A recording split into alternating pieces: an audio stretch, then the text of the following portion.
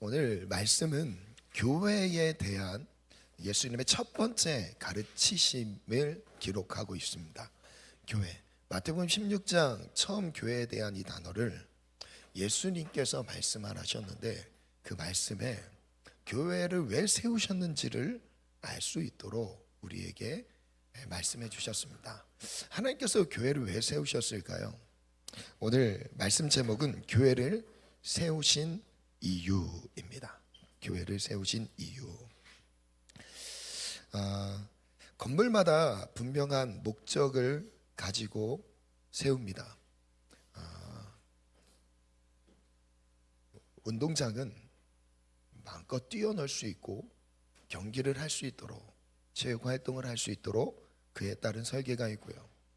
도서관이라고 한다면 어떻게 책을 집중해서 볼 수 있을지, 개인적인 공부하는 시간이나 작업할 수 있는 집중된 시간을 할 수 있는 환경을 설계해서 그에 따라 건축을 합니다. 음식점은 음식점대로 그 목적에 맞게 설계를 하는 것이죠. 그렇다면 이런 질문을 가져보겠습니다. 교회입니다. 교회는 어떤 목적으로 예수님께서 세우셨을까요? 교회를 세우신 분명한 이유와 목적이 있으실 텐데 그 이유는 무엇일까요? 질문입니다. 그렇다면 예수님은 왜 교회를 세우셨을까? 예수님이 세우신 교회에는 분명한 차별성이 있습니다. 이 차별성이라는 것은 교회만이 감당할 수 있는 일, 다른 어떠한 단체나 아무리 많은 사람들이 모여서 실력 있는 사람들이 모여 있다 할지라도 교회에게 맡겨주신 일을 할 수는 없습니다. 교회만 할 수 있는 일을 말씀하셨어요. 물론 교회에서 구제사업, 자선단체의 그런 활동들을 할 수 있겠죠. 그런데 그것은 교회만의 사역은 아닙니다. 그런 구호사역을 하는 많은 단체들도 있죠. 근데 왜 독보적으로 교회를 세우신 이유가 있을 거예요? 구제하기 위해 교회를 세우신 게 아니에요. 좋은 일을 하기 위해 교회를 세우신 게 아닙니다. 교회는 영적인 공동체입니다. 물론 그런 일들도 가볍게 여기서는 안 됩니다. 그 일들도 챙겨야 해요. 우리가 세상의 빛으로 살아가기 위해 해야 됩니다. 그러나 주 핵심 사역은 아닙니다. 핵심 사역은 무엇이냐면 영적인 일이에요. 오늘 그것을 예수님이 말씀하셨어요. 하나님께서 교회를 세우시면서 이 일만큼은 반드시 이 교회를 통해서 하리라 마음 먹으신 게 있어요. 그럼 그게 무엇일까요? 하나님의 입장을 한번 생각해 볼게요. 정말 교회를 세우시면서 하나님께서 직접 세우신 공동체가 두 가지가 있습니다. 첫 번째 가정을 세우셨고요. 두 번째 교회를 세우셨어요. 그래서 가정이 소중해요. 그리고 교회가 소중합니다.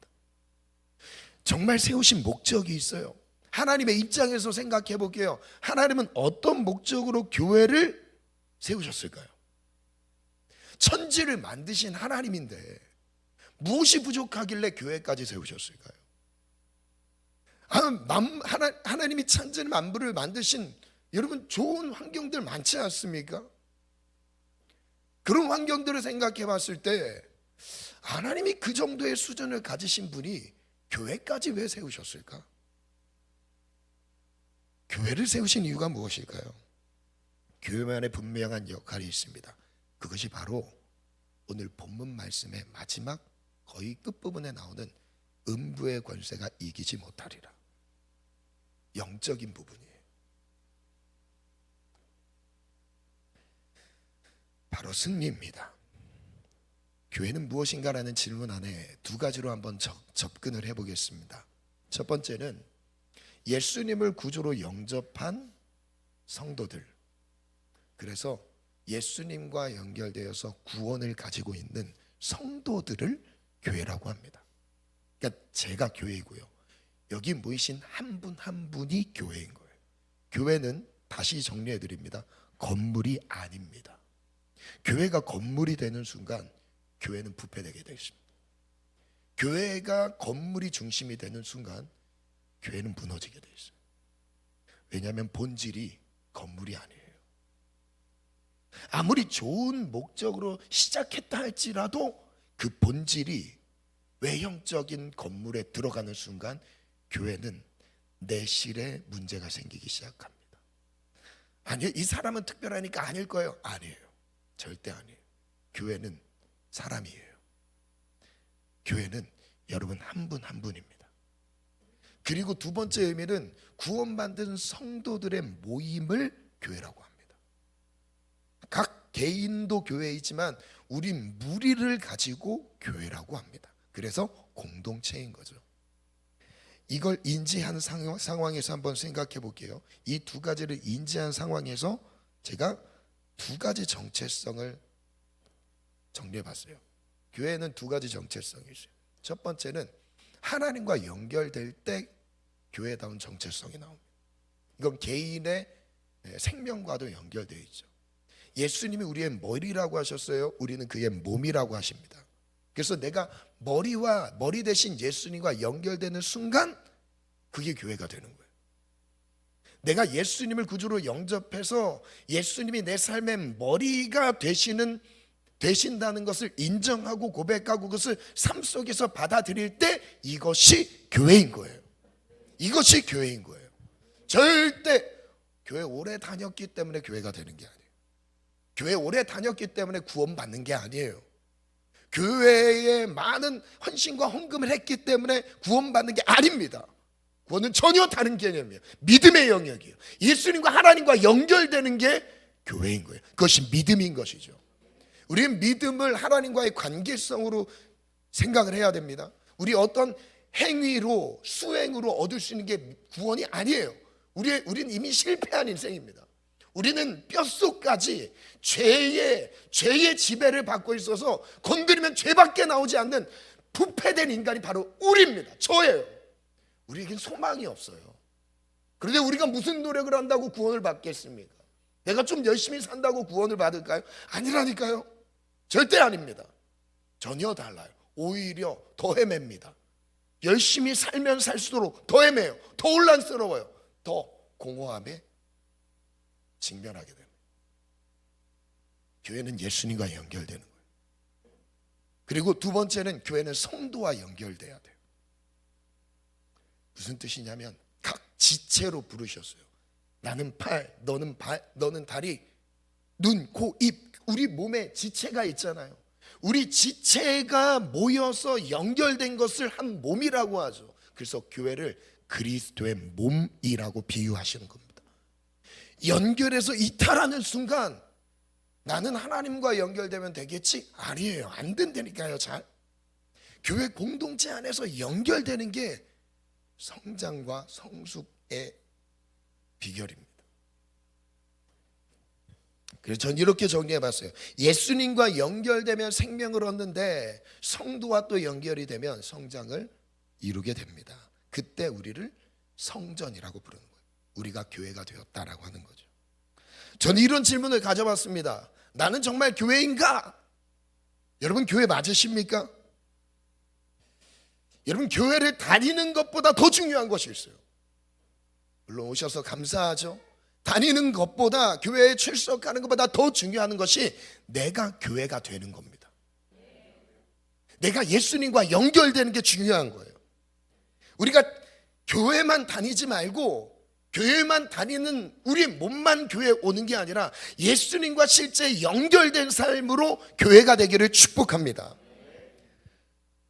내 몸이 성전으로 빚어지는 거예요. 그럼 이런 개념으로 생각해 보는 거예요. 내가 교회가 되었다. 내 몸이 하나님과 연결됨으로 교회가 되었다. 이 말은 하나님과 동행하는 삶인 거예요.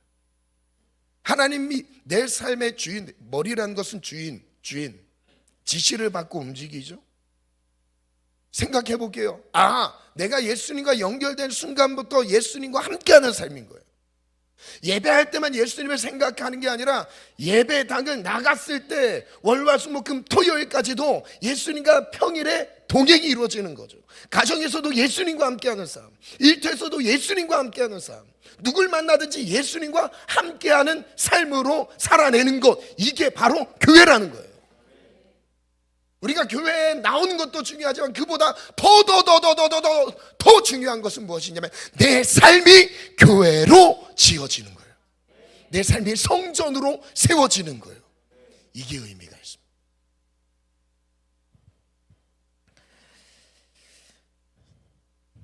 두 가지 중요한 질문입니다.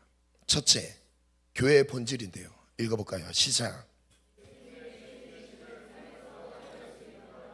두 번째, 교회의 승리인데요. 시작. 오늘 이 두 가지 주제를 가지고 하나님의 말씀을 나누겠습니다. 여러분, 승리라는 단어를 딱 떠올리면 뭔가 우리가 싸워야 될 것을 생각할 수 있습니다. 그런데 잘 싸워서 힘이 있어서 이기는 게 아니에요. 예수님과 연결되면 이겨요. 세상이 강해서 지는 게 아닙니다. 연결이 부실해서 지는 거예요.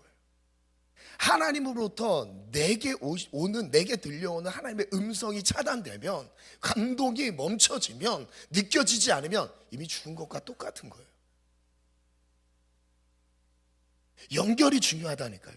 관계가 중요하다고요. 내가 갖고 있는 어떠한 영적 전쟁의 전투력을 갖고 있는 것, 이게 중요한 게 아닙니다. 우리는 싸우기를 힘쓴다는 말은 예수님과 연결되기를 힘쓰는 거예요.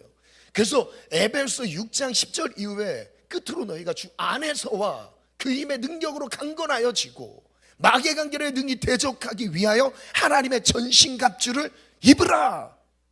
영적 전쟁에 대해서 말씀하실 때 전신갑주를 일부 입으라고 하시죠. 그런데 그 앞에 가장 먼저 강조하시는 것이 주 안에서예요. 주 안에서. 나 홀로의 싸움이 아니라 내가 하나님 안에 있는 것이 가장 먼저 있어야 될 준비인 겁니다. 기도도 하나님 안에서 해야 되고요. 하나님이 맡겨주신 사명도 하나님 안에서 감당하셔야 되는 거고요. 우리의 꿈과 비전과 나를 통해 이루실 앞날 보이지 않지만 내가 반드시 걸어가야 할 그 믿음의 길이 있습니까? 가족에게 허락하신 그 믿음의 길이 있습니까? 여러분, 이 길은요 주 안에서 열리게 돼 있어요. 내가 주 안에 거하는 것을 힘써야 되는 겁니다. 즉 우리는 계속 힘써야 될 게 무엇이라고요? 예수님과 연결되는 것. 계속 점검하셔야 돼요. 예수님과 연결되었는가?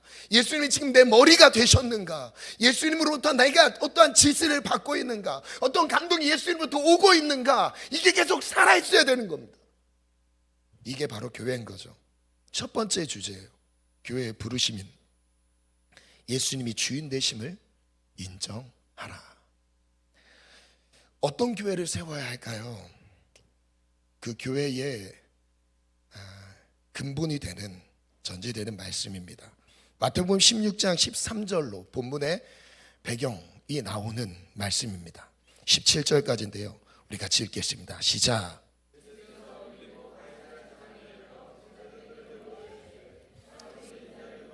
예수님께서 지나가시다가 가이사랴 빌립보라는 이 지역에 멈추셨습니다.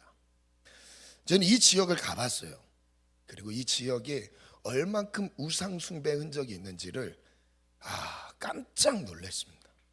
와, 그 당시 갖고 있었던, 그 당시 행했던 그 풍습이 그대로 보존되고 있어요.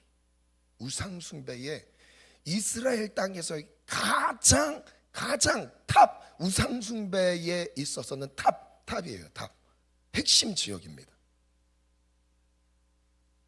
여기에서 예수님께서 질문하십니다. 사람들은 나를 누구를 하느냐 질문하셨어요. 예수님께서 왜 이 질문을, 왜 이 타이밍에, 왜 이 위치에서, 이 장소에서, 이 지역에서 질문하셨을까요? 그때 14절 읽겠습니다. 시작.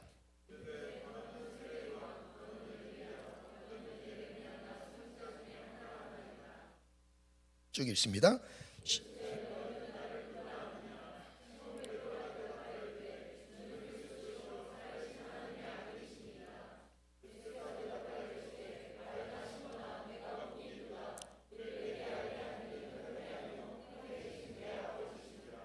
아멘. 가이사랴 빌립보 지역을 한번 띄워주시겠어요?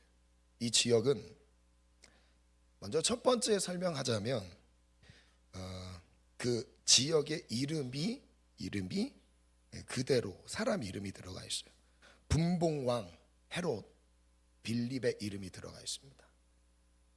그리고 자신을 왕으로 임명한 로마 황제 옥타비아누스에 대한 충성을 담은 마음으로 이 도시를 황제에게 헌신했어요. 헌정했어요.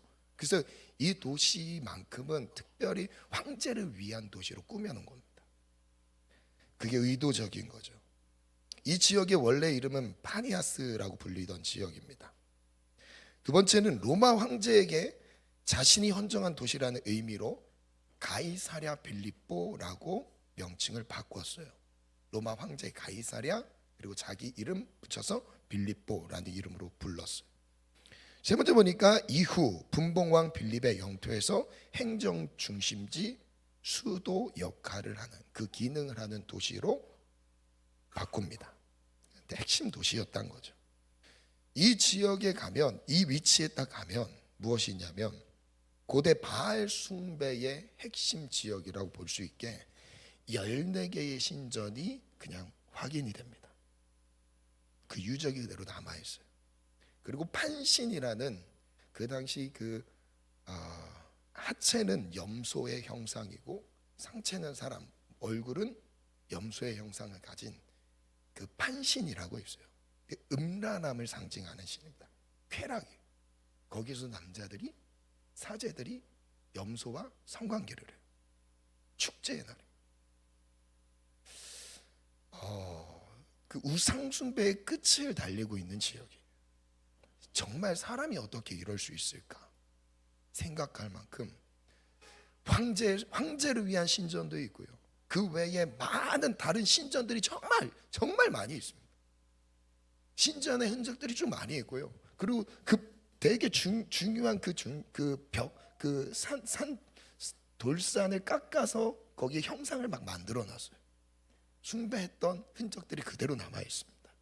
그 지역이에요. 거기서 예수님이 질문하신 거예요. 사람들은 나를 누구라 하느냐? 황제 숭배, 음행이 가득한 도시에서 질문하셨습니다. 사람들은 생존을 위해서 최고의 권력자에게 굴복했습니다. 그리고 굴복해야 살 수 있는 사회가 됐어요. 황제 숭배 할 수밖에 없었죠. 그리고 사람들은 자신의 쾌락을 숭배하고 있습니다. 그렇게 당연한 듯 우상을 숭배하고 있습니다. 이런 많은 신들 중에서 예수님은 누구십니까? 세상에 많은 신들을 섬기고 있는 가운데 예수님은 누구십니까? 이런 의미인 거예요. 권력 앞에 굴복하고 쾌락 앞에 자신을 내던지는 세상 앞에서 예수님을 시인하는 것이 어떤 의미인지를 보여주고 있는 거예요. 다 쾌락에 취해 있는데 너 나를 누구라 하느냐? 다 권력에 굴복하고 있을 때 예수님 질문하세요. 너는 나를 누구라 하느냐? 그때 신앙 고백을 드리죠.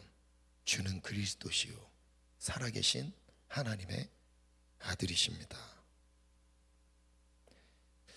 18절에 보면 이 반석 위에 교회를 세운다라고 말씀하셨어요. 이 반석이 무엇이냐면 우선 건물을 세우는 기초석이라고 생각을 하겠죠. 기초석. 그런데 그 기초석을 반석이라고 말씀하시는데 이 반석 위에 교회를 세우는데 예수님이 말씀하셨던 이 반석은 무엇이냐면 베드로가 예수님께 드렸던 신앙 고백입니다. 신앙 고백이 반석인 거예요. 그러면 우리의 교회됨은 어디서부터 시작이 되냐면 예수님이 나의 구주됨을 고백하는 거에서부터 시작이 되는 거예요. 예수님을 믿는다는 고백은 바로 이와 똑같아요. 예수님은 나의 삶의 주인이십니다. 이전에 예수님을 몰랐을 때 나의 모든 삶의 선택과 결정, 나의 기호, 취미, 모든 것이 내 중심이었어요. 내 몸이 원하는 거, 욕심에 따라, 쾌락에 따라, 권력에 따라, 세상의 흐름에 따라 내가 주인이 됐어요. 그런데 예수님을 아니까 예수님이 내 삶의 주인인 거예요. 예수님이 날 향한 계획을 갖고 계신 거예요. 내 스스로 이 땅 가운데 살아가는 게 아니라 예수님으로부터 내 삶이 시작된 걸 경험하게 됐어요. 이걸 깨닫게 됐어요. 이제 날 향한 계획이 예수님이 갖고 계시는구나. 날 향한 계획을 예수님이 가지고 계시는구나. 날 향한 계획을 예수님께서 기대하고 계시는구나. 이걸 인정해 드리는 거예요. 그리고 그걸 맡겨 드리는 겁니다. 신앙 고백을 보니까 첫 번째는 주는 그리스도시오라고 고백을 해요. 예수님이 주인 되심을 고백하는 거죠. 예수님이 주인 되심을 고백하는 것을 고백하는 것 그 전에 먼저 한번 생각해 봅시다. 예수님은 만물의 창조자이십니다. 만물의 주인이에요. 천지의 주관자예요. 만드신 분입니다. 천지를 다 조성하신 분이에요. 자연 만물을 창조하신 분이에요. 만물의 주관자입니다. 그분이 내 삶의 주인 되심이라는 것으로 내 삶에 모셔오는, 너무 엄청난 축복 아닙니까? 천지를 만드신 그 하나님이 내 삶의 주인이 되어주시는 것. 여러분, 이렇게 생각할 수 있어요. 내 삶은 내 건데? 그럼 내가 원하는 대로 못 하는데? 그러면은 억지로 이렇게 살아가야 되는 건가? 불편한 감정이 생길 수도 있죠. 그런데 그런 의미가 아니에요. 하나님은 크신 분입니다. 내 인생을 책임지신다는 거예요. 내 인생을 끝까지 보호하신다는 거예요. 내 인생을 붙잡아 인도하신다는 거예요. 그리고 살아계신 하나님의 아들이십니다라고 고백하는 거예요. 저를 따라서 이렇게 한번 고백해 볼게요. 주는 그리스도시요. 다시요. 주는 그리스도이십니다. 살아계신 하나님의 아들이십니다. 그래서 띄워주세요. 우리는 이런 교회를 세워야 합니다. 첫 번째, 시작. 우리는 이런 교회, 첫 번째, 우리는 이런 교회를 세우셔야 돼요. 그리고 내가 이런 교회가 되어야 돼요. 신앙 고백 위에 교회가 되어야 됩니다. 계속 잊지 마셔야 돼요. 예수님은 내 삶의 주인이십니다. 예수님은 내 가정의 주인 되십니다. 예수님은 우리 교회의 주인 되십니다. 예수님은 나의 꿈과 비전의 주인 되십니다. 예수님은 나의 일터에, 나의 사업장에, 나를 또 이루신 세상 가운데서 나의 역할들이 있잖아요. 주인 되십니다. 고백하는 거예요. 제가 자주 하는 고백 중에서 한 문장이 바로 이겁니다. 예수님은 내 삶의 주인 되십니다. 그리고 이어서 예수님은 나의 삶의 전부이십니다. 이 고백을 많이 해요. 순간순간 많이 해요. 특별한 상황이 있을 땐 입으로 소리내서 합니다. 왜냐하면 의식적으로 내 몸이 듣고 그것을 반응하도록 예수님은 내 삶의 주인이십니다. 왜냐하면 불안할 때 또 해요. 환경이 어려울 때 또 고백해요. 예수님은 내 삶의 주인이십니다. 신뢰하니까 나에겐 불안한 요소일지 몰라도 하나님, 천지를 만드신 하나님에게는 조금도 문제가 되지 않습니다. 조금도 문제가 되지 않아요. 하나님 맡겨드립니다. 하나님 책임져 주세요. 내 삶의 주인이십니다. 저를 따라 해볼게요. 예수님은 내 삶의 주인이십니다. 예수님은 내 삶의 전부이십니다. 우리 옆 사람 한번 인사해 볼게요. 예수님은 당신의 삶의 주인이십니다. 아멘. 우리의 축복이 그대로 이루어지기를 축복합니다. 그리고 두 번째는 우리는 예수님이 주인 되신 교회를 세워야 합니다. 이런 글을, 묵상 글을 정리했습니다. 권력과 쾌락에 취한 세대 속에서 고백하라. 예수님은 가이사랴 빌립보에 멈추셨습니다. 권력을 탐하는 자들의 우상 숭배 앞에서 성적 쾌락과 사치와 허영에 사로잡혀 우상을 숭배하는 사람들 앞에서 멈추셨습니다. 그리고 제자들에게 물으십니다. 권력과 쾌락에 취한 세대의 중심에서 질문하셨습니다. 우상 숭배가 보이지 않느냐? 사람들은 나를 누구라고 부르느냐? 많은 신들 중에 예수님이 누구냐는 질문이었습니다. 그리고 다시 물으셨습니다. 너희는 나를 누구라 하느냐? 베드로가 대답했습니다. 주는 그리스도시요 살아계신 하나님의 아들이십니다. 이 땅의 진정한 주인은 예수님이라는 것입니다. 권력을 탐하여 권력에 굴복한 세대 속에서 우리는 고백합니다. 예수님은 나의 주인이십니다. 쾌락에 취한 세대 속에서 우리는 고백합니다. 예수님은 나의 주인이십니다. 그리고 예수님은 우리의 신앙 고백 위에 부활을 약속하셨습니다. 이게 믿음인 거예요. 그래서 내가 예수님의 교회됨을 확인할 수 있는 세 가지 질문을 정리해 봤어요. 첫 번째, 예수님이 정말 내 삶의 주인 되고 있는가 점검해 보셔요. 세 가지 질문 앞에 내 스스로 한번 질문해 보는 거예요. 교회, 성도를 향한 예수님의 뜻을 알기 위해 구하고 있는가? 내가 원하는 게 아니라 예수님이 날 향한 계획을 갖고 계신 거예요. 예수님이 이 일을 통해서 갖고 계신 그 계획에 주목하는 거예요. 그러면요, 고난도 유익이 되는 거예요. 어려움, 소득 없는 고난으로 끝나지 않습니다. 절대 끝나지 않습니다. 예수님 그걸 통해 말씀하시거든요. 분명히 말씀하시거든요. 꼭 고난을 통해서만 말씀하시지 않으세요. 하나님과 친밀한 동행이 이루어지는 가운데서 그렇지 않을 필요도 있겠죠. 그리고 그런 고난의 자격이 없어도 들을 수 있으면 또한 또 말씀하실 수도 있겠죠. 그리고 또한 그 고난이 현재는 이해할 수 없어도 이후에는 깨달아 알 수 있는 하나님의 계획이 있을 수 있겠죠. 아멘. 하나님 아버지를 신뢰합니다. 예수님의 주인 되심을 인정하는 게 바로 이런 느낌인 거예요. 여러분, 예수님의 뜻을 알기 위해 기도하고 있습니까? 기도의 제목 가운데 이게 있어요. 예수님이 원하시는 뜻이 무엇입니까? 질문하는 거예요. 예수님, 오늘 나의 삶을 통해 예수님이 무엇을 하기를 원하십니까? 나의 삶에 어떻게 하나님의 나라가 이루어지기를 원하십니까? 질문하는 거예요. 어렵지 않죠? 그 질문이 내 삶에 있는지. 두 번째, 모든 상황 속에서 예수님의 인도하심을 인정하며 따르고 있는가? 우리 육신이 보기 좋은 길로만 가는 게 아니에요. 연봉이 내 가정 챙길 만큼 돼야 그 길을 가는 게 아닙니다. 하나님의 부르심은 다른 방향일 수가 있어요. 우리는 돈을 따라가지 않습니다. 하나님이 말씀하신 부르심을 따라가는 거예요. 내 즐거움을 따라가는 게 아니에요. 즐거울 만한 일들을 찾아다니면서 하는 게 아닙니다. 우리는 하나님이 말씀하신 곳에 우리의 몸이 있는 거예요. 그래서 모든 상황 속에서 예수님을 인정하며 따르고 있는가라는 질문을 가져보는 거예요. 모든 상황 속에서 예수님은 인도하십니다. 시편 다윗 23편 다윗이 썼죠. 푸른 초장 쉴만한 물가로 인도하시는 도다. 그런데 사망의 음침한 골짜기로 인도하실 때도 있대요.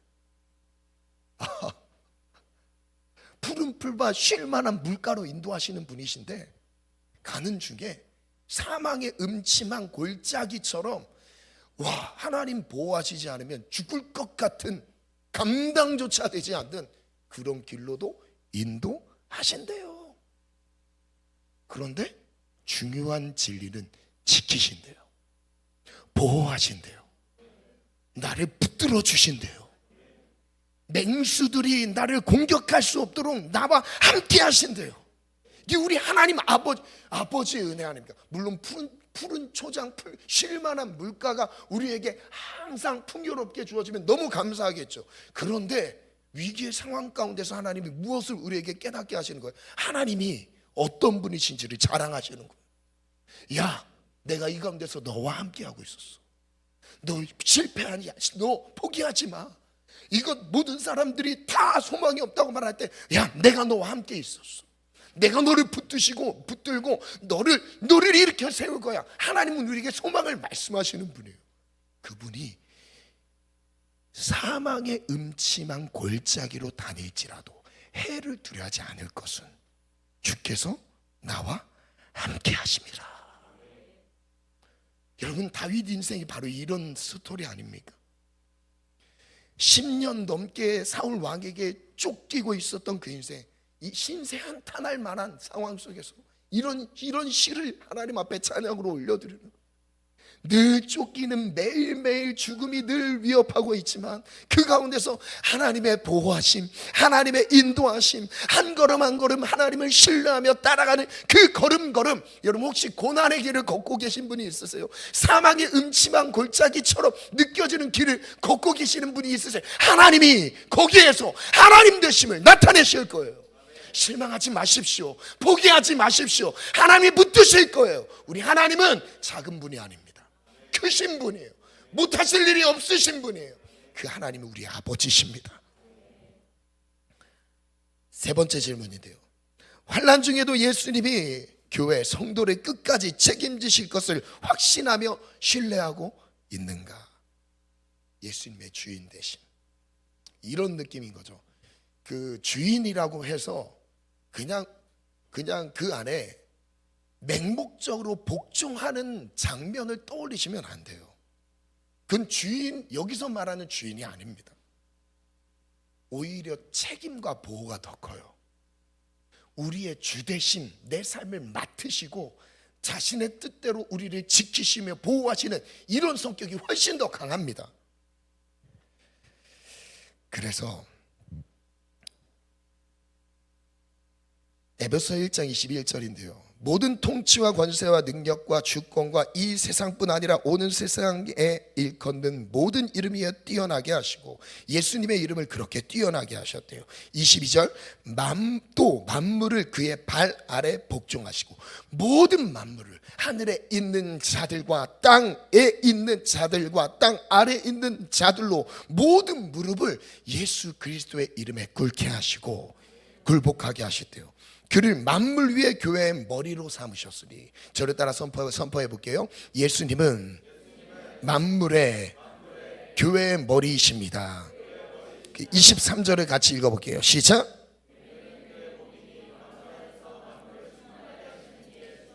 만물이 예수님과 연결되어 있대요. 천지 만물이 예수님과 연결되어 있대요. 그의 몸이래요.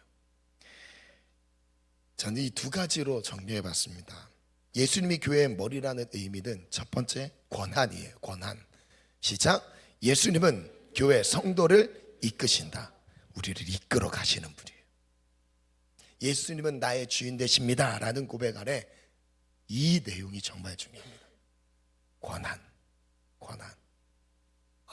네, 쓰는 분들 너무 귀합니다. 여러분 설교 노트 많이 활용하시기 바랍니다. 두 번째, 책임입니다. 책임. 예수님이 교회 성도를 지키시는 거예요. 그 주인이라는 이 단어 안에 예수님은 내 삶의 주인이십니다 라는 이 단어에 예수님의 권한과 책임이 같이 들어가 있습니다. 예수님은 우리를 이끌어 가실 거예요. 견인해 가실 겁니다. 당신의 가장 기쁘신 뜻대로 반드시 기어이 우리의 삶에 이루어 가실 거예요. 여러분의 가정 위에 예수님이 원하시는 그 뜻을 이루어 가실 거예요. 그 권한을 내어드리는 겁니다. 그것뿐만 아니에요. 지키세요. 책임지세요. 예수님의 수준으로 우리를 책임지세요. 여러분의 가정과 자녀들의 미래를 책임져 주십니다. 그걸 맡겨드리는 거예요. 저를 이 생각을 가지고 고백하는 거예요. 예수님은 나의 삶에, 나의 가정에, 나의 자녀들의 미래에 주인이십니다. 주인이십니다. 예수님 이 고백은 너무너무 좋아하십니다. 지금 막 기뻐하시는 것 같아요. 두 번째 주제, 교회를 보내심. 첫 번째 주제는 부르심이었어요. 부르심은 소명이죠. 보내심은 사명입니다. 보내심, 음부의 권세를 이기리라. 질문이에요. 교회를 세우셔서 이루고 싶으셨던 일이 이제 나옵니다.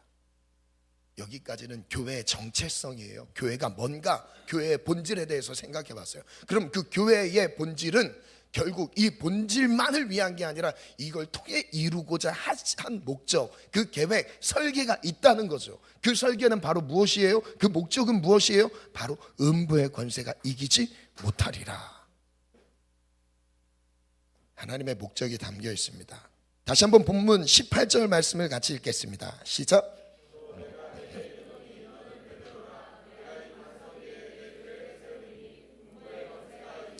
저를 따라 선포합니다. 교회가 세워지면 음부의 권세가 이기지 못합니다. 이 문장에서 우리가 유추할 수 있는 한 가지 사실은 이전에 음부의 권세가 이겼다는 거예요. 이전에는 이겼는데 교회가 세워지니까 이제 교회를 이길 수 없다는 거죠. 역전이 됐다는 걸 설명하고 있는 겁니다. 이전에 우리의 인생이 사단, 마귀, 이 어둠의 영들에 의해서 눌려있는 상태였는데 교회가 되면서부터 무슨 일이 벌어졌다고요? 전세가 역전이 됐어요. 이제 우리 발 밑에 사단을 두셨어요. 그리고 밟으라고 말씀하십니다. 사단의 머리를 깨트리라고 말씀하십니다. 이게 교회의 권세입니다. 이게 영적인 공동체라는 거죠.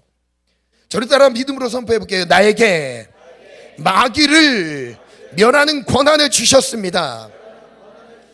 음부의 권세가 이기지 못하리라 라는 이 말을 헬라어 그리스어 원문으로 보면 무슨 뜻이냐면 지옥의 문이 견디지 못하리라는 뜻이에요. 직역하면 그 의미가 더 살아납니다. 지옥의 문이 견디지 못한대요. 지옥의 문이 견딜 수 없대요. 무슨 뜻이냐면 교회만이, 예수님이 세우신 교회만이 지옥의 문을 닫을 수 있습니다. 활짝 열려서 그 멸망의 길로 치닫던 인생을 교회만이 막을 수 있다는 거예요. 무슨 뜻이냐면 여기서 하나님 아버지의 마음을 느낄 수 있어요. 멸망하고 있는 영혼을 구원하는 것이 하나님의 목적이에요. 전투 싸우는 것 자체가 목적이 아닙니다. 하나님은 지금 구원이에요. 구원을 완성하는 거예요. 이게 하나님의 목적이에요. 그래서 사단을 멸하는 거예요. 만약에 우리가 마귀를 멸하지 않으면 구원의 길이요 이루어지지 않습니다. 예수님께서 십자가에 못 박혀 죽으셨습니다. 그리고 마지막 한 문장을 남기셨어요. 다 이루었다. 뭘 이루셨습니까? 마귀를 멸하셨다는 거예요. 우리의 영혼을 지배하고 있었던 죄로 인해서 우리의 영혼이 멸망으로 치닫고 있었던 죄와 고통과 사망과 저주의 인생들을 주님이 십자가의 저주로 대신 감당하시면서 우리의 모든 저주를 끊으셨대요. 우리의 모든 멸망할 문제들을 십자가로 다 막아주셨대요.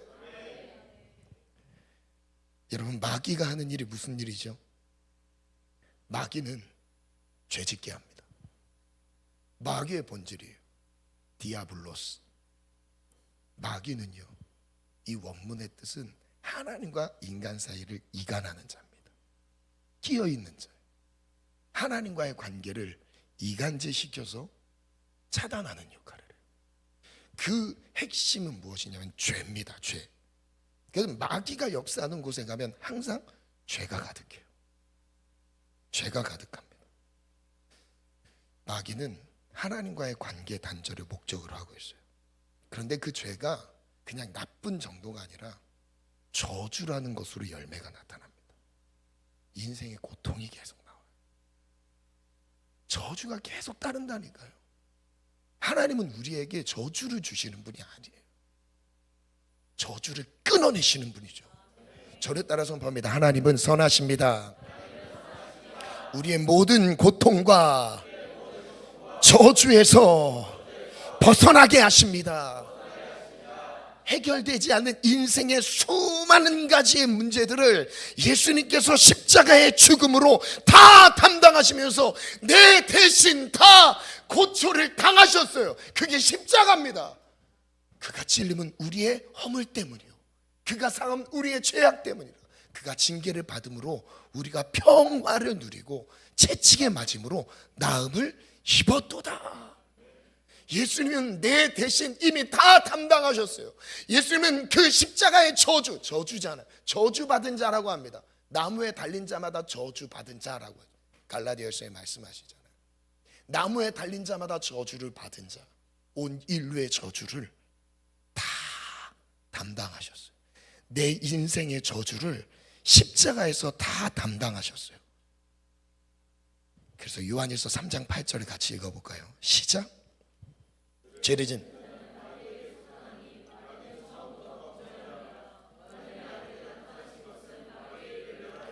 하나님의 아들 예수 그리스도께서 나타나신 것은, 육신을 입고 이 땅 가운데 나타나신 것은 무엇이라고요? 마귀의 일을 멸하려 하심이라. 죄의 생산자, 죄의 주관자, 이 마귀를 멸하는 것이 예수 그리스도의 복음의 핵심인 거예요. 죄는요, 우리를 고통스럽게 만듭니다. 하나님과 멀어지면 고통이 계속 따라요. 다시요, 아무런 잘못을 안 한 것 같아도 하나님과 멀어지잖아요. 그러면 이상한 자극들이 주변에 계속 옵니다. 관계 어려움도 생기고, 풀리지 않는 재정의 문제들이 계속 어려워지고. 물론 모든 문제가 다 그렇다라는 건 아니에요. 대부분 그렇다는 거예요. 제일 먼저 하나님과의 관계를 점검하셔야 돼요. 이게 성경적입니다. 이게 성경적이에요. 모든 상황 속에서 나와 하나님과의 관계를 점검하는 게 성경적인 거 아닙니까? 그럼 죄져서 그 일이 벌어졌다, 이런 접근이 아니라 하나님과 이 관계 가운데서 하나님이 무엇을 말씀하시는가를 듣는 거죠. 듣는 거 중요한 거예요. 그래서 하나님과의 연결이 느슨해지잖아요. 하나님이 자극을 주기 시작해요. 하나님과의 관계가 딱 끊어지잖아요. 이거는 앵간한 정신력으로는 버티질 못해요. 막 눈물로 부르짖으면서 기도할 수밖에 없는 상황이 벌어져요. 그럼 하나님은 우리에게 고통을 주시는 분입니까? 아닙니다. 하나님과 연결이 끊어지니까 악한 우는 사자들의 밥이 되는 거라고. 거기에서 우리가 보호를 받으려면 그 말씀 안으로 들어가면 되는 거예요. 하나님 안으로 들어가면 되는 거예요. 다시 끊어졌던 관계를 회복하면 되는 거예요. 하나님 말씀으로 들어가고요, 하나님 다시 믿음의 세계 안에서 하나님과 연결되기를 힘쓰면 되는 거죠. 이것만 되면 문제는 그냥 해결됩니다. 정말 해결됩니다. 저를 따라 선포합니다. 내 인생에 어떤 저주도 나를 지배할 수 없습니다. 나의 생각과 마음을 지배하고 있었던 인생의 고통의 문제들이, 저주의 문제들이 예수님의 이름으로 명하노니 끊어질지어다. 나의 생각과 감정에서 끊어질지어다. 교회는 어떤 권세를 누릴 수 있는가? 19절에 이렇게 말씀하셨어요. 시작.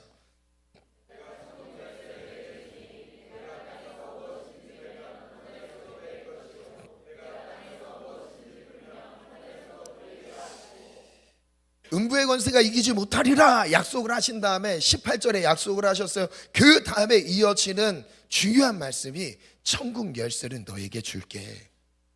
우리에게 천국 열쇠를 약속해 줬어요. 천국 열쇠를 너에게 줄게.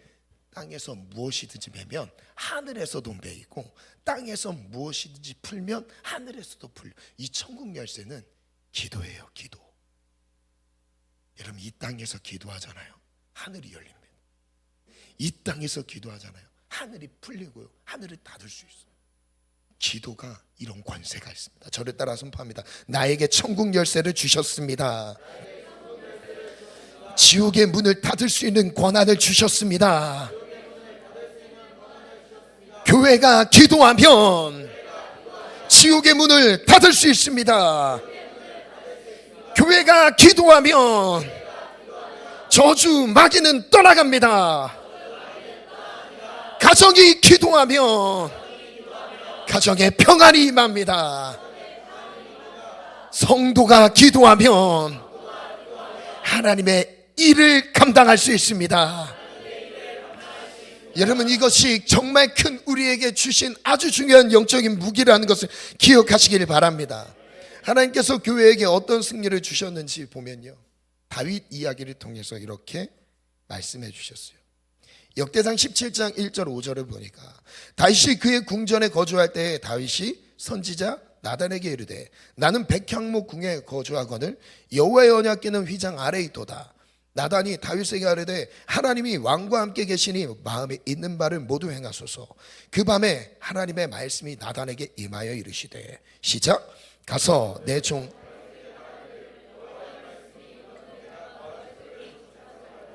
다윗의 중심에서는 하나님의 영광을 위해 성전을 짓고 싶은 마음이 있었습니다. 그런데 하나님은 다윗의 마음을 거절하셨어요. 하지 말라고 하셨어요.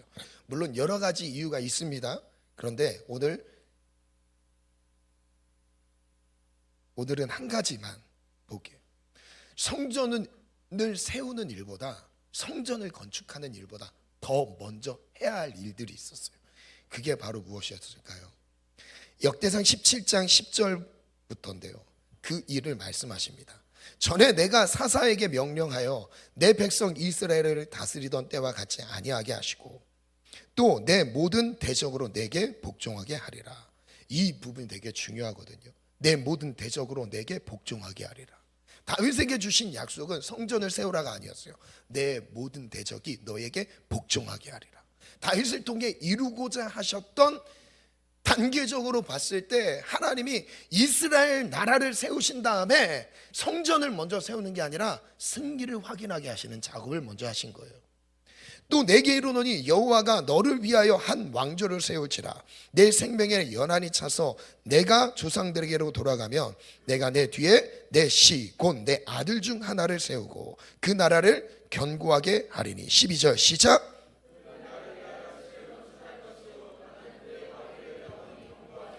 다윗의 꿈은 있었지만 시기상조였습니다. 지금은 하나님의 때가 아니었어요. 다윗이 집중해야 될 일은 영적 전쟁이었어요. 싸움에서 이기는, 승리를 확인하는 거였습니다.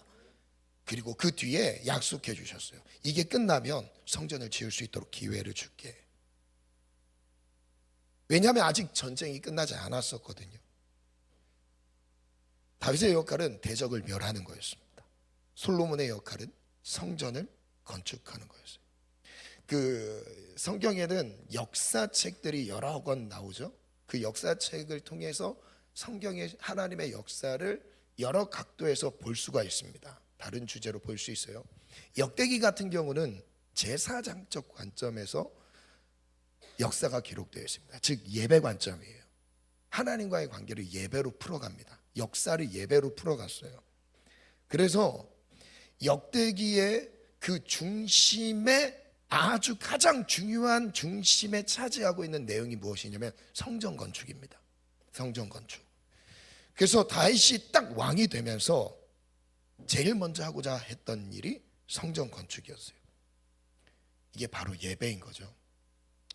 우선 한번 볼게요. 17장은요 성전 건축에 대한 약속을 하십니다. 이 역대상입니다. 17장 성전 건축을 약속하죠. 18장은 다윗이 가는 곳마다 이기게 하셨더라. 승전 기록, 전쟁에 승리하는 기록이 나와요. 19장도 그렇죠. 20장 주변국들을 이기는 장면들을 쭉 기록하세요. 그리고 22장에 비로소 성전 건축을 위한 준비에 들어갑니다. 그리고 23장부터 29장까지는 실제 성전을 섬길 수 있는 사람들을 준비시켜요. 이게 역대상의 내용. 그리고 역대하가 시작되는 장면에는 솔로몬이 성전 건축을 실행합니다. 그 엄청난 분량으로 성전에 대한 메시지를 주세요. 무엇인지 한번 생각해 볼게요. 열왕기상 5장 3절 5절인데요. 당신도 알거니와 내 아버지 다윗이 사방의 전쟁으로 말미암아 그의 하나님 여호와의 이름을 위하여 성전을 건축하지 못했던 이유는 전쟁 때문에 못했대요. 전쟁을 이기지 못하면 교회답게 세워지지 않습니다. 여호와께서 그의 원수들을 그의 발바닥 밑에 두시기를 기다렸더라. 언제까지 기다렸대요? 발등상이 되게 하실 때까지 기다리셨대요. 그 이후에 성전의 기회를 주신다고. 이제 내 하나님 여호와께서 내게 사방의 태평을 주심에 원수도 없고 재앙도 없도다. 이때 성전 건축이 시작되는 사인이었다. 사방의 평안을 하나님께서 허락하셨을 때, 이것을 역사적으로는 그 민족의 전쟁이지만 이 말씀을 우리의 삶에 적용해 보면 하나님이 언제 우리를 교회답게, 교회의 기능이 교회답게 그 권세를 누린다고요? 바로 이 승리가 확인될 때인 거죠. 그래서 그 다음 주신 약속의 말씀이 마태복음 16장 18절 말씀이 그래서 중요한 거예요. 다시 한번 읽어볼게요. 시작. 또 내가 내게 이른 너는 베드로라. 내가 이 반석 위에 내 교회를 세우리니 음부의 권세가 이기지 못하리라. 그래서 이 약속을 그래서 주신 거예요. 그 장황한 스토리가 이 한 구절에 다 담겨 있어요. 교회에게 주신 특별한 권세는 이기는 기능이에요. 사단을 멸하는 기능이에요. 영적 전쟁의 승리를 이루는 기능입니다. 영적인 기능인 거예요. 교회는 이깁니다. 마귀를 이겨요. 저주를 끊어냅니다. 지옥의 문을 닫아내요. 이게 바로 교회인 거예요. 여러분의 삶이 교회라면 여러분의 가정을 공격해오는, 여러분의 인생을 공격해오는, 압박해 들어오는 사단의 모든 영적인 공격들에서 예수님의 이름으로 저항할 수가 있어요. 내어쫓을 수가 있어요. 그런데 진짜 교회냐 이거죠. 내가 그 기능을 사용하고 있냐 이거예요. 여러분 매일매일 승리를 선포하셔야 됩니다. 여러분 마귀도 쉬지 않아요. 우리를 괴롭히는 공격해오는 사단의 시험이 쉽니까? 안 쉬어요. 그래서 주님이 쉬지 말고 기도하라 라고 말씀하시는 거예요. 쉬지 말고 주만 의지하라는 거예요. 그 안에서 우리가 평안이 있고요, 그 안에 응답이 있는 것입니다. 아멘. 누가복음 10장 19절 읽어볼까요? 시작.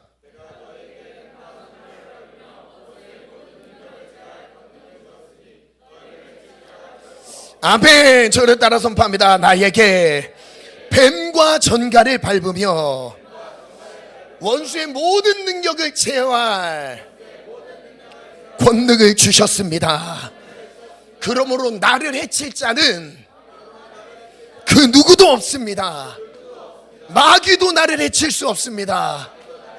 여러분 하나님의 손 안에서 보호받는 인생이 되기를 축원합니다. 아멘. 그리고 야고보서 4장 7절 시작. 마귀를 대적하라. 그리하면 너희를 피하리라. 마귀를 대적하라부터 시작. 마귀를 대적하라. 그리하면 너희를 피하리라. 아멘.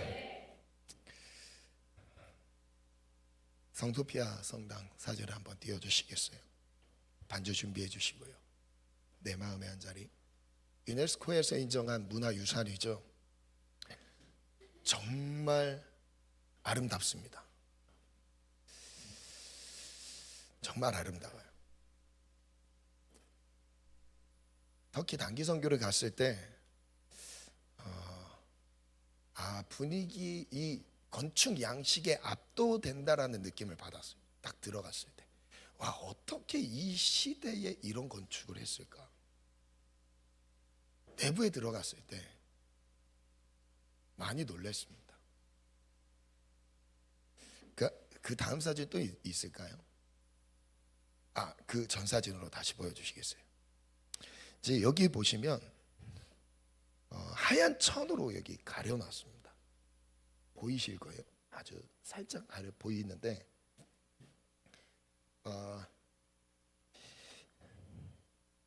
이 성소피아 성당은 537년에 비잔틴 제국의 황제 1세위에 성당으로 건축이 되었습니다. 유스티아누스 황제 때 성당으로 건축이 되었어요. 그리고 1000년 넘게 그 기능을 하다가, 예배의 기능인 거예요. 예배의 기능, 하나님을 섬기는 예배하는 기능입니다. 하다가 1453년에 오스만 제국에 의해서 모스크로 전환됩니다. 모스크 형태를 이때 갖추게 됐어요. 1453년입니다. 그리고 1935년에 박물관으로 개조가 돼요. 훼손되고 그 안에서 이제 모스크로 바뀌니까 그 안에 하나님을 섬기는 벽화들이나 여기를 계속 손상하는 거예요. 그래서 이걸 손상하지 못하도록 유네스코에서 지정을 했어요. 그러다 보니까 손상은 못하지만 그 안에 그 이슬람을 섬기는 그런 흔적들로 막 만들어 놓죠. 꾸미죠. 그런데 꾸미는 건 되는데 이 안에 손상을, 그 당시의 예술, 그 예술의 뛰어남을 보존하기 위해 금지시켜 놨어요. 그러다 보니까 할 수 있는 게 천으로 가리는 것밖에 없었어요. 예수님을 섬겼던 그 형상들, 그 벽화들, 그거를 천으로 가려놨습니다.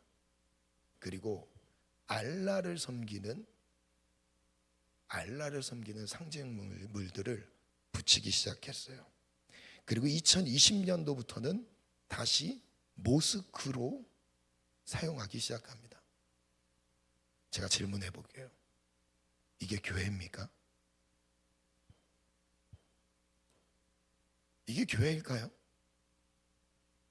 천년의 이삭은 정말 멋진 건축물로, 교회의 건축물로, 외형으로 아름답게 화려하게 이곳을 하나님을 예배했습니다.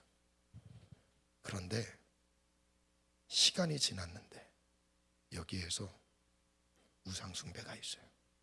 그 다음 사진 한번 보여주실래요? 여기는 영국의 교회들입니다. 영국의 교회가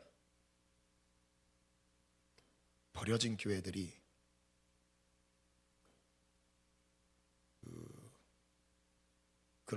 이런 체육시설 그리고 술집 바가 되었어요.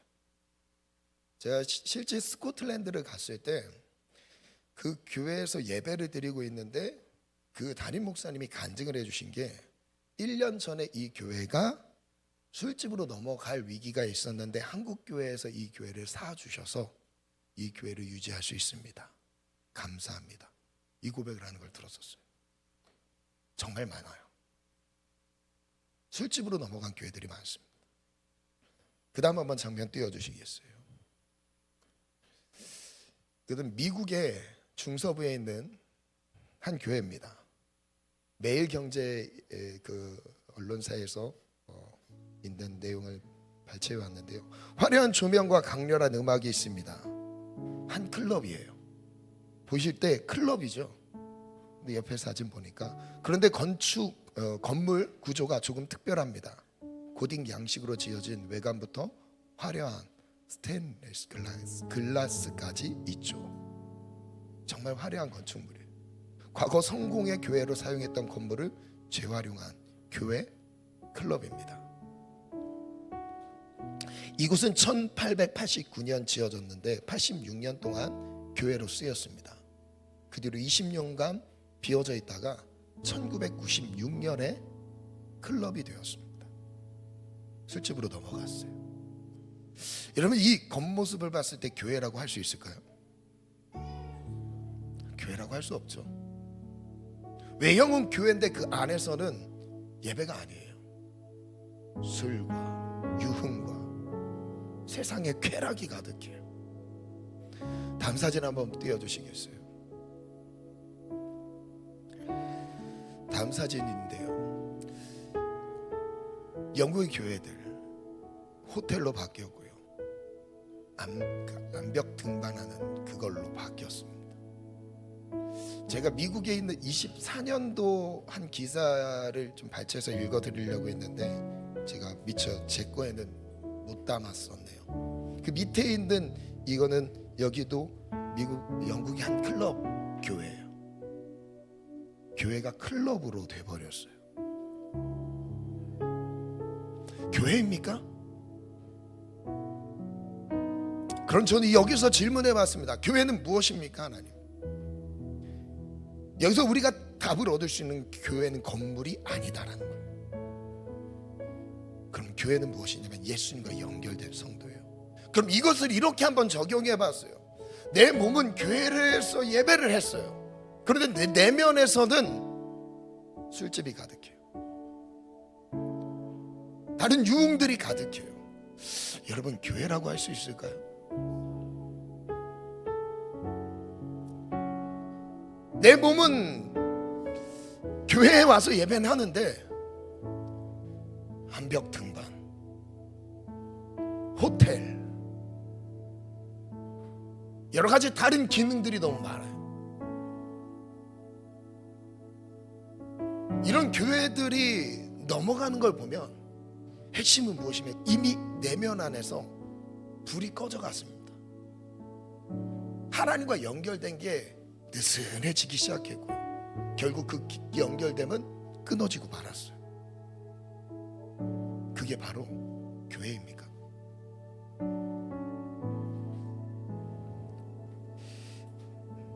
마지막 묵상글을 정리했습니다.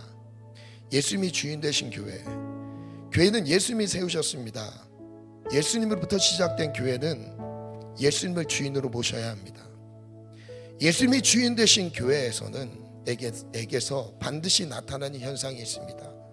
바로 마귀를 멸하는 것입니다. 교회가 강하게 되는 것도 아니며 마귀가 약해지는 것도 아닙니다. 예수님이 주인 되심을 인정하고 그의 뜻대로 순종할 때 교회 안에서 예수님의 권세가 마귀를 압도하게 됩니다. 이것이 교회의 승리입니다. 그러므로 먼저 예수님의 주인 되심을 인정해야 합니다.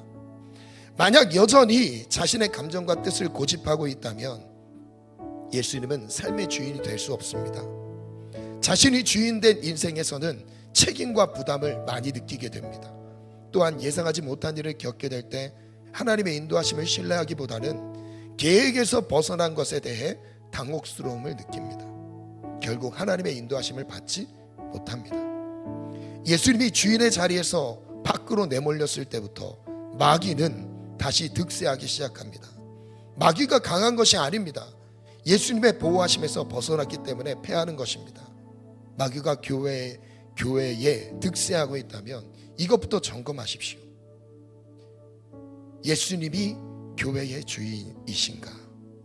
정말 예수님께 가장 중요한 자리를 내어드렸는가? 삶의 모든 결정권을 예수님께 맡겨드렸는가? 그래서 우리는 예수님의 보호 안에 거하고 있는가? 예수님이 나를 책임지시면서 붙잡아 주시고 있는가? 교회는 예수님이 세우셨기 때문에 예수님이 주인 되셔야 합니다. 우리의 삶은, 나의 삶은 내 것이 아니라 예수님이 세우셨습니다.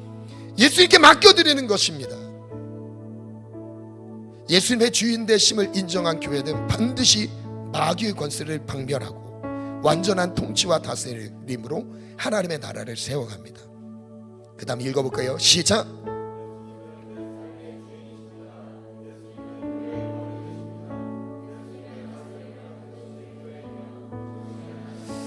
아멘. 예수님이 함께 하시는 곳이 교회입니다.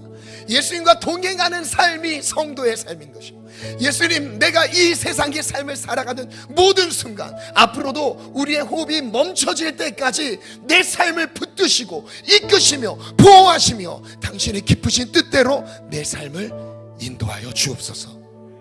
우리 찬양함으로 하나님 앞에 나아가겠습니다. 오늘 찬양했던 마지막 찬양곡인데요, 내 마음의 한 자리, 우리 가장 중요한 자리를 예수님께 내어드리기를 원합니다.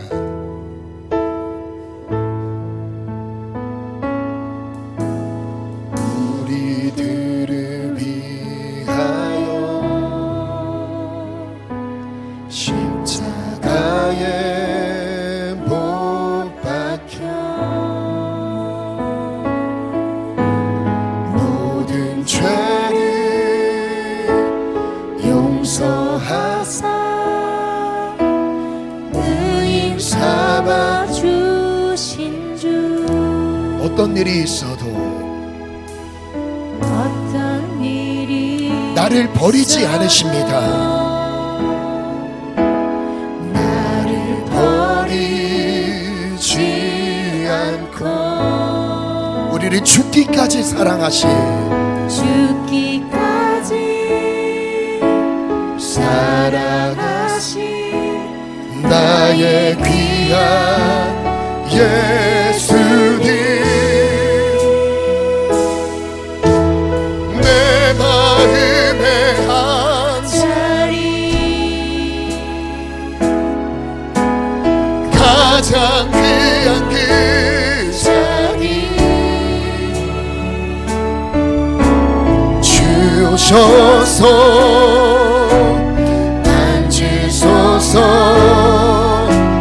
주님만 나의 복, 내 마음의 한 자리, 내 마음의 한 자리 가장 귀한 그 자리 주셔서 다스리소서. 아멘. 주님만 나의 영광. 우리 다시 한번 고백합시다. 우리들을 위하여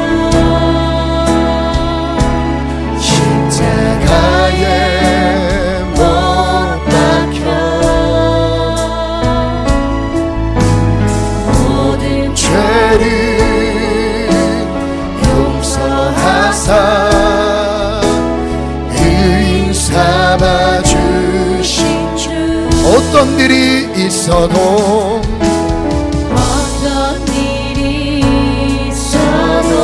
나를 버리지 않고 우리의 연약한 인생이라 할지라도 하나님, 나는 어떠한 실력도 갖추지 못했고 나는 부족하고 연약합니다. 네 인생의 문제를 풀어갈 힘도 지혜도 없는 연약한 자임을 고백합니다.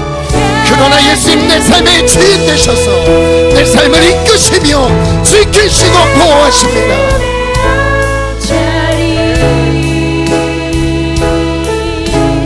가장 귀한 그 자리 주셔서 앉으소서. 주님만 나의 보배 내 마음의 한 자리 가장 귀한 그 자리 주셔서 다스리소서. 주님만 나의 내 맘의 한 자리 내 마음의 한 자리. 예수님은 내 삶의 주인 되십니다. 예수님 내 삶의 주인 되십니다. 예수님과 연결된 삶, 그것이 바로 교회이며 성도의 삶임은 고백합니다.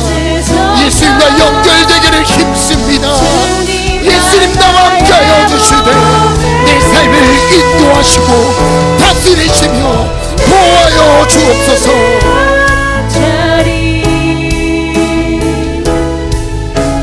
가장 귀한 그 자리 주셔서 다스리소서.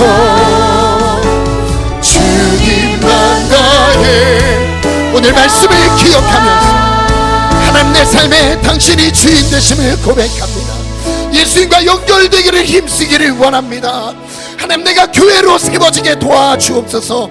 교회를 다니는 것에 멈춰있지 않게 하시며 내 삶이 교회가 되어 예수님과 동행하는 삶으로 내 삶을 지키시며 붙드시며 보호하시고 내 삶을 향한 하나님의 계획 가운데 들어가게 도와주옵소서. 우리 다같이 주님 간절히 부르고 합심해서 기도합니다. 주여, 주여, 주여. 예수님은 내 삶의 주인이시다. 예수님은 나의 삶의 주인이시다. 하나님, 우리의 모든 연약한 인생을, 죄로 인해 눌려있던 우리의 인생들을 불쌍히 여기시며 우리와 함께 하시고자 우리의 어떠한 문제도 주께서는 해결하실 수 있으시며 나와 함께 하실 수 있는 분이심을 고백합니다. 예수님, 나와 함께하여 주옵소서.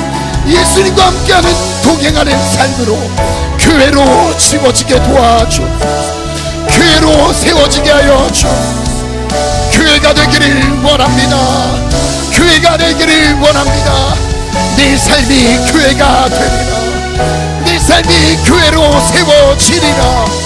교회가 되리라.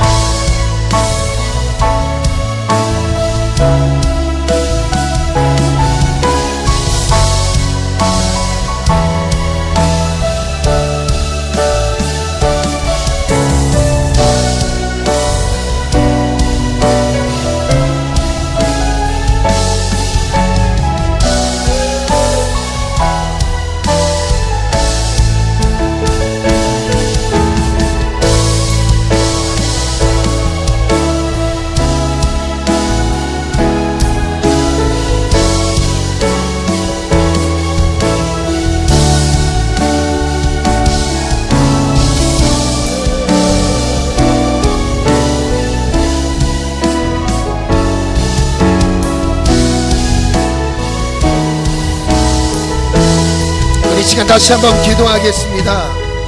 첫 번째 기도 제목을 띄워주시고요, 함께 믿음으로 선포합시다. 시작. 교회는 예수님이 세우셨습니다. 예수님이 교회의 주인 되심을 인정합니다. 예수님이 내 삶의 주인 되심을 인정합니다. 예수님이 우리 교회에, 우리 가정에, 나의 삶의 주인 되어 주옵소서. 예수님의 이끄심을 순종하며 따라가겠습니다. 예수님이 나를 지켜주시며 인도하심을 신뢰합니다. 아멘. 우리 마음에 예수님이 주인 되심을 고백하기를 원합니다. 예수님은 내 삶의 주인 되십니다. 천지를 만드신 하나님이 내 삶을 원하십니다. 나와 함께하고 싶어 하십니다. 그 하나님을 느껴보셨으면 좋겠어요. 그 하나님이 내게 지금 말씀하고 계십니다. 너는 혼자가 아니야. 너는 홀로 있는 그 자리에서도 내가 너와 함께하고 있어. 내가 너를 반드시 인도할 거야. 내가 너를 붙들어서 사망의 음침한 골짜기로 갈지라도 해를 두렵지 않게 내가 너와 함께할 거야. 주께서 나와 함께 하십니다. 교회가 될 때 우리에게 주시는 은혜가 바로 이것입니다. 평생에 예수님과 동행하는 축복의 삶. 오늘 그 삶을 예수님께서 우리에게 선물해 주고 계십니다. 아직 내가 예수님을 누구인지, 예수님이 어떤 분인지 모르시는 분이 있다면 우리 모두 가슴에 손을 얹고 예수님을 느끼는 기도로 나아갔으면 좋겠습니다. 내가 오랜 시간 신앙생활에 경력이 없어도 아무런 문제가 없습니다. 예수님을 위해 무언 어떤 수고와 노력을 해본 적이 없어도 주님 그거 전혀 문제 삼지 않으십니다. 단 한 가지입니다. 너의 삶을 나에게 맡기겠느냐. 불안한 인생을, 한치 앞날 예상할 수 없는 그 인생을 이제 나와 함께 걸어가겠느냐. 너의 계획과 너의 지식과 경험과 철학, 습관과 내 감정과 생각대로 판단하고 결정했던 지난날과 다르게 이제 내 삶에 예수님을 주인으로 영접합니다. 그리고 이제 이 험한 세상을 예수님과 함께하는 교회로 세워지기로 내 삶을 내어드립니다. 이것이 교회입니다. 교회는 화려한 건물이 아닙니다. 얼마나 많이 모였느냐는 중요하지 않습니다. 그것에 예수님과 연결되느냐. 주님 이것을 주목하고 계십니다. 화려한 인생이 아니어도 좋습니다. 초라해 보이는 인생이어도 괜찮습니다. 오늘 주님이 나를 부르십니다. 내가 너를 나의 교회로 세우노라. 내가 너와 함께하노라.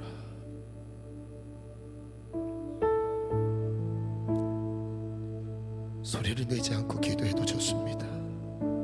그러나 마음의 간절한 만큼은 예수님께 드렸으면 좋겠습니다.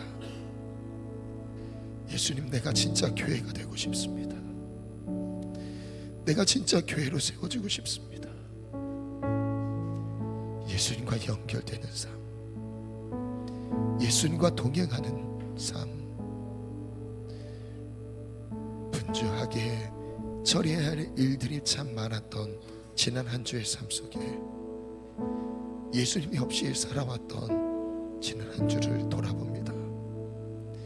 이제 내가 예수님 그 안에 거하기를 원합니다.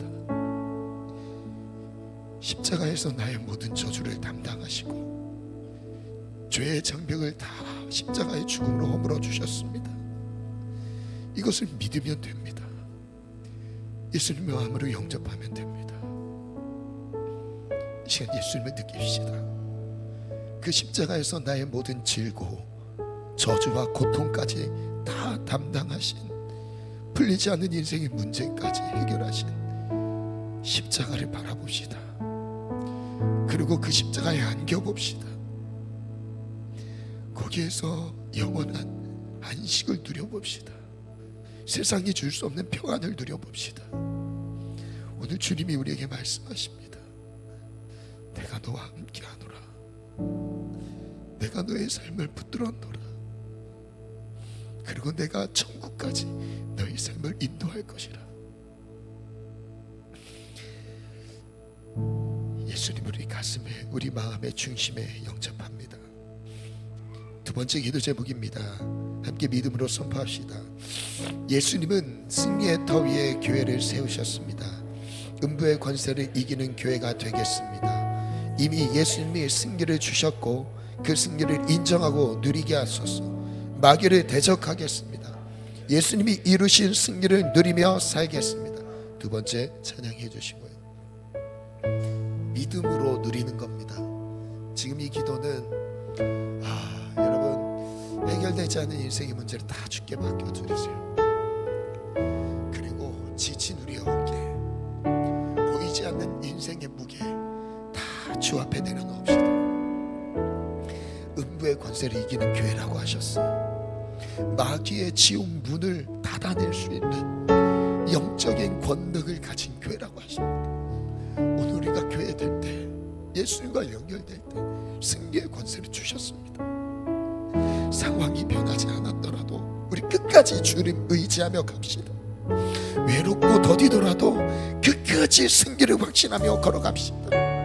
반드시 결국에 우리의 인생 끝에서 내가 너와 함께 승리를 이루신 그 축제의 찬양을 부르게 될 날이 올 것입니다. 하나님, 오늘 우리가 승리를 선포합니다. 모든 마귀의 간계를 예수의 이름으로 명하노니 떠나갈지어다. 우리에 막혀져 있는 인생의 모든 길들이 열리기를 축복합니다. 내 삶을, 가정을, 우리 자녀들의 삶을 하나님께 올려드리며 기도합시다. 승리의 터 위에 교회를 세우리라. 다윗의 열정이 교회를 세운 게 아니었습니다. 하나님의 때가 있었습니다. 승리가 확신되었을 때, 확정되었을 때 교회를 세우셨듯이, 성전을 세우셨듯이 예수님의 죽음으로 교회를 세우셨습니다.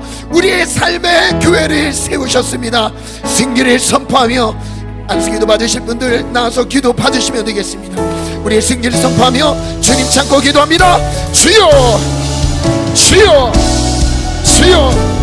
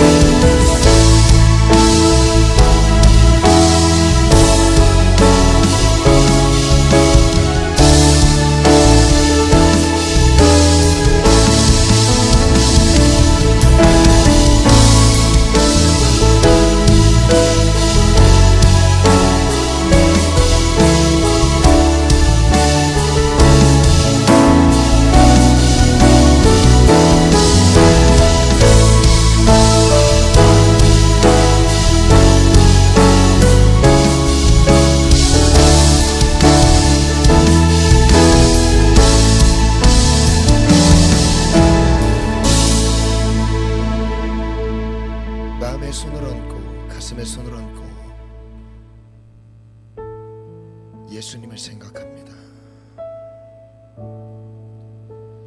그 예수님이 내 마음에 찾아오실 때 예수님과 연결되는 순간부터, 이제 예수님이 내 삶의 주인 되는 순간부터 이제 우리가 교회가 되어 우리의 삶이 하나님과 충만한 동행으로 함께하는 삶이 될 것입니다. 수많은 고민과 근심과 걱정으로 밤잠을 이루지 못하는 지체들이 있습니다.